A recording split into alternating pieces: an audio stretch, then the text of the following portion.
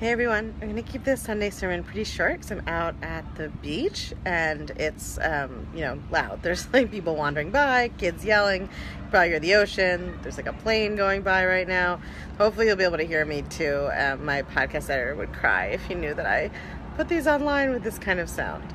You can see from my hair also what happens when you go to the beach for 3 days and you don't bring any hair products and you have to use a man's hair pomade. Luckily I had somebody with me who had that sort of thing. Alright, so here's what I want to talk to you guys about. Surfing the waves of emotion. So I went in the ocean yesterday and I had this experience with the waves that I realized is what a lot of us do with our feelings. So I kind of walked up to the ocean and I saw the waves were coming and then I sort of waded out into them, but I didn't really pay attention to them. I turned around and then this wave just knocked me the fuck over. Like it was coming in strong. I wasn't really paying attention. It just knocked me over. And I noticed that I was like struggling to get out of it and get up. And I finally kind of got out of it. And then I was like standing there trying to get my breath, but I was still facing away from the ocean. And another wave hit me and knocked me down. Right? And I was like, ran my face into the ground and like seaweed in my hair. There was rocks everywhere. I got all scratched up. I never was like worried that I was actually dying or anything. It was shallow water, but I was getting like really beaten up by the waves. And I think that a lot of us do that with our emotions, right? If you've ever been in the ocean, you know that a wave at the edge of the shore is very unlikely to hurt you, right? Unless there's some kind of crazy riptide. And if I had looked around me, I would have seen all these people who were working with the waves. Like they were facing the waves. They could see when they were coming. And as the wave came in, they would give a little jump, and then that way they could like ride the top of the wave. And the wave would just pass through them. It was no big deal.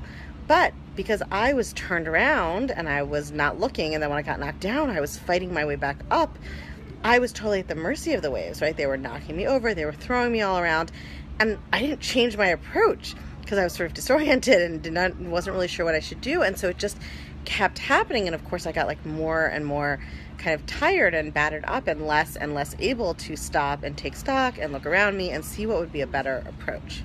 So I want you all this week to think about it when you're having a strong emotion. Are you turning around, facing it squarely, right? Not resisting it, welcoming it in, or at least really straight up acknowledging it's there. Are you leaning into it? Are you working with the emotion? Are you allowing it to pass through you?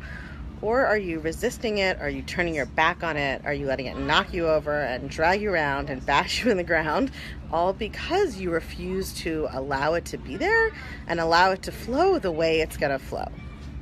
So keep an eye on that, and I think you'll find if like me, you're turning your back on your emotion, or you're trying to not let it in, you're trying to resist it, or you think that if you ignore it, it'll go away, that doesn't really work.